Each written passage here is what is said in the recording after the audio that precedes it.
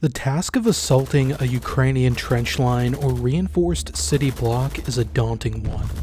Even in the best case scenario, casualties are to be expected. With open fields covering much of the Donbass landscape, defenders have relatively clear fields of fire, and Russian movements can be clearly observed and targeted by artillery. Often the only respite are strips of woodland, referred to as force protection zones by the Russians, that can provide cover and concealment to attacking forces. But these areas are heavily defended. As a rule, they often have 2 to 3 trench lines, each with at least 2 fortified fighting positions with heavy weapons. In addition to artillery positioned 8 to 10 kilometers from the front line, defenders make use of tanks, mortars, direct-fire guns, and anti-tank guided missiles on the line of contact. This is the challenge detailed in this captured Russian manual on conducting combat operations in cities and forests as part of an assault unit. Mobilization has bolstered Russian forces in eastern Ukraine, and the withdrawal from Kherson effectively shortened the front line, which helped stabilize Russian lines. But at the same time, attrition and the relative lower quality of the replacements means this larger force is lacking in offensive potential. So while they're in a stronger position to hold than in autumn of 2022, their ability to make gains is limited. To overcome this challenge, Russia began forming assault detachments in late 2022. These are smaller, more specialized formations organized to assault fortified positions and city blocks ahead of main forces. Although they have the trappings of an infantry battalion, they're generally very small, with more anti-structure weapons, and I'm assuming a higher concentration of soldiers who are actually willing to carry on frontal attacks against a determined enemy. They're essentially unitaskers, and not general purpose like a battalion tactical group. Some are temporary, and some are more semi-permanent formations. Back when this concept was brought to everyone's attention by Tartarigami, I saw some call it innovative, but in reality, while evidence of some adaptation, the tactics are as old as dirt.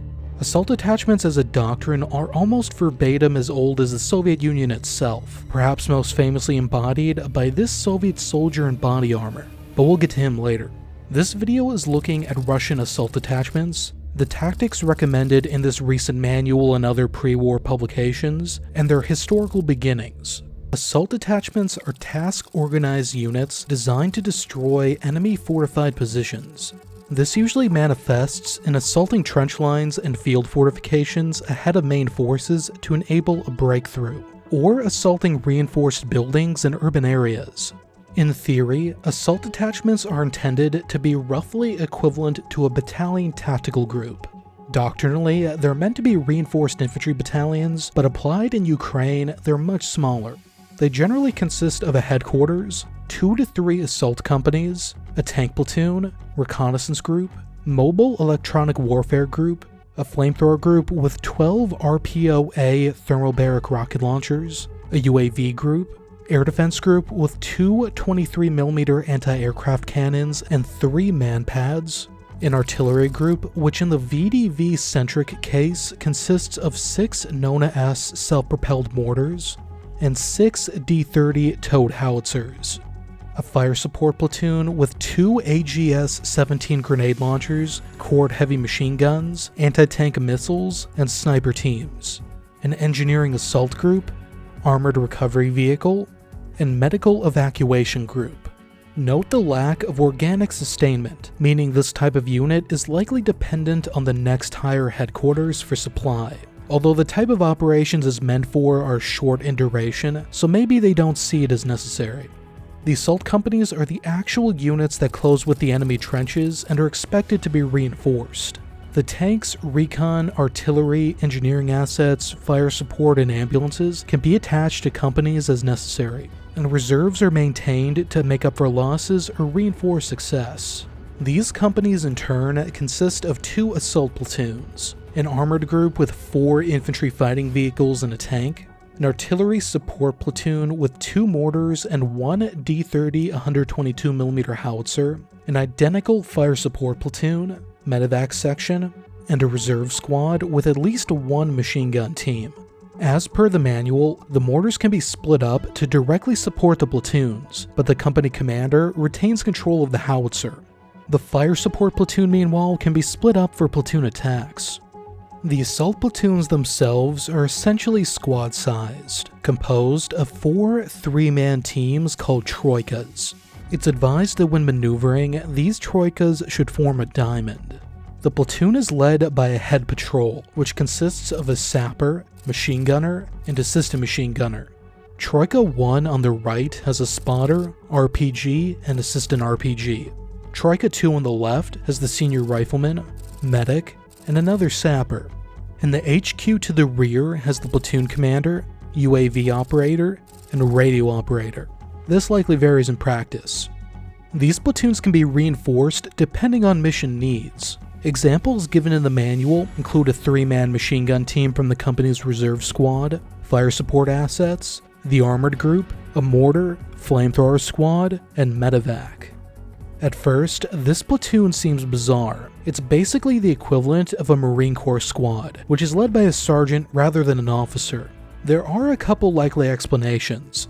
First, assaulting a well-defended and fortified trench line is a difficult task. Lacking a well-developed NCO corps, it makes sense why Russia has an officer directly leading 3 fire teams. The US did similar things during World War II when officers took direct command of squad-sized patrols. Second, even though the actual assault element is small, the platoon commander is still controlling a lot of assets. They have their own 3 fire teams, their drone operator, a mortar, various fire support weapons with different capabilities, and an armored group providing fire support that might be physically separated. It's a lot of stuff to handle. And lastly, there is a manpower issue. Maybe not in general with all the mobilized personnel, but in terms of the amount of men who are motivated and skilled enough to fill this very demanding role. The Russians have variably relied on the VDV, naval infantry, and Wagner as shock troops capable of going on the offensive successfully, but they have undoubtedly degraded in quality due to attrition and replacements. But as for how the assault platoons are used, we return to the scenario from the beginning of the video.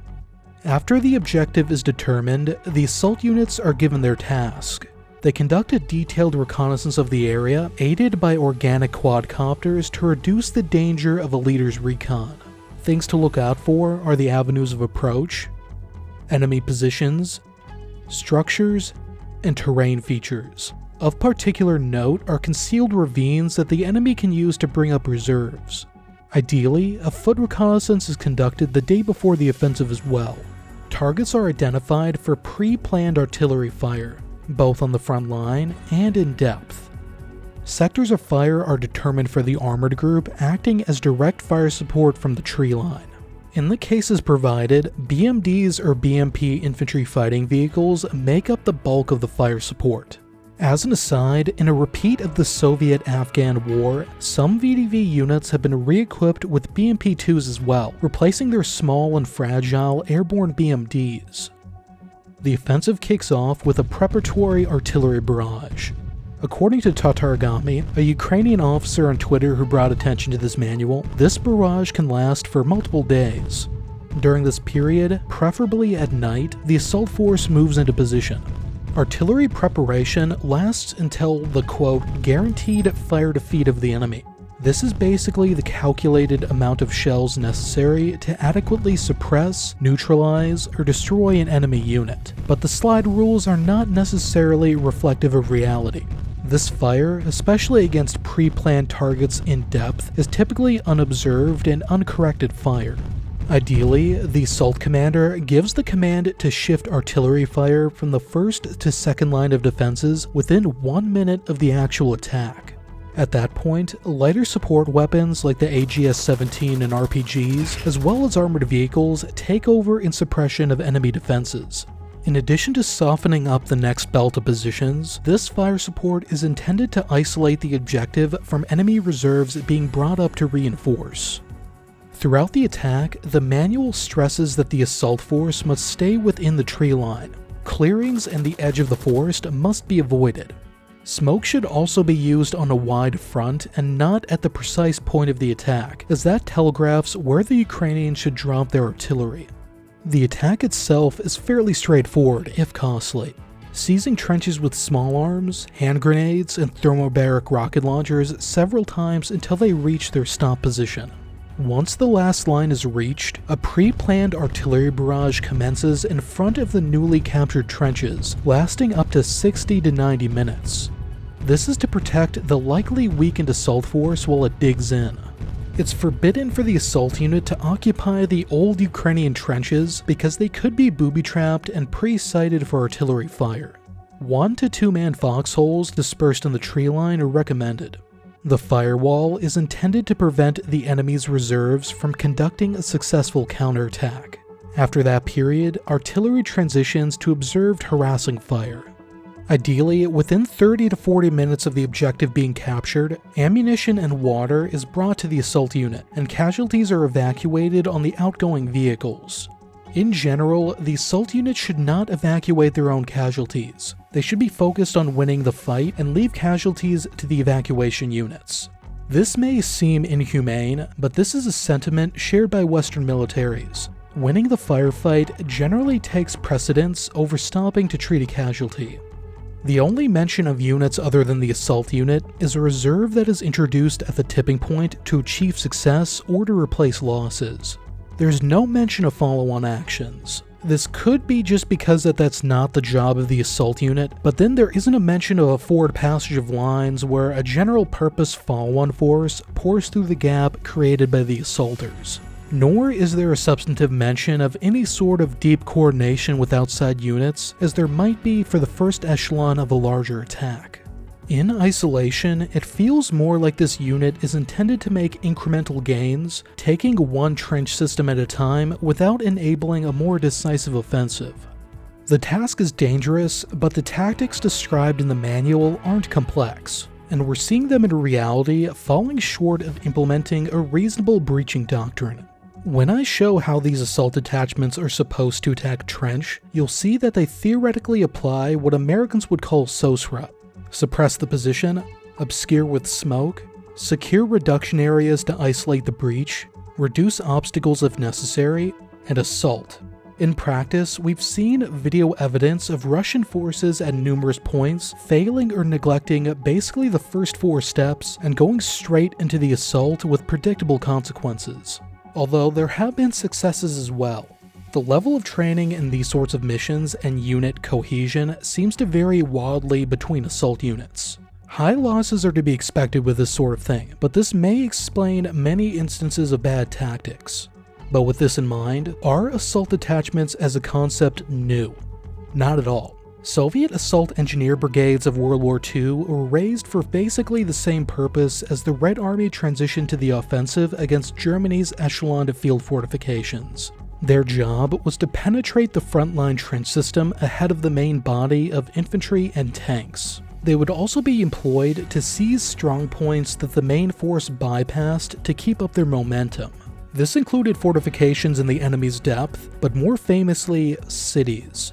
Assault engineer brigades, which were in the strategic reserve during the war, had their own assault battalions. But assault detachments could be formed by reinforcing rifle battalions with tanks, engineers, and fire support to secure urban objectives. They were made up of platoon to company-sized assault groups with several subgroups for specific tasks. These included an obstacle clearance group for clearing lanes to the objective, a fire support subgroup for suppressing enemy forces on objective and preventing outside reserves from counterattacking, a smoke and flame demolition subgroup for providing smoke cover and destroying buildings with flamethrowers, an assault subgroup for actually attacking the objective, and a consolidation subgroup to follow the assault, mop up, and repel counterattacks. In the 2010s, doctrine was virtually identical with minor changes. Assault detachments were still reinforced battalions. Assault groups doctrinally consisted of the capture subgroup, which was a motor rifle squad or platoon with its vehicles, but reinforced by flamethrowers. A control and fire support group including infantry fighting vehicles, tanks, guns, mortars, grenade launchers, anti-tank and flamethrower units, and an obstacle clearance subgroup with engineers. We see all of these pieces in assault detachments as applied to eastern Ukraine, but in a more limited way without the benefit of a main body that is capable of exploiting the success.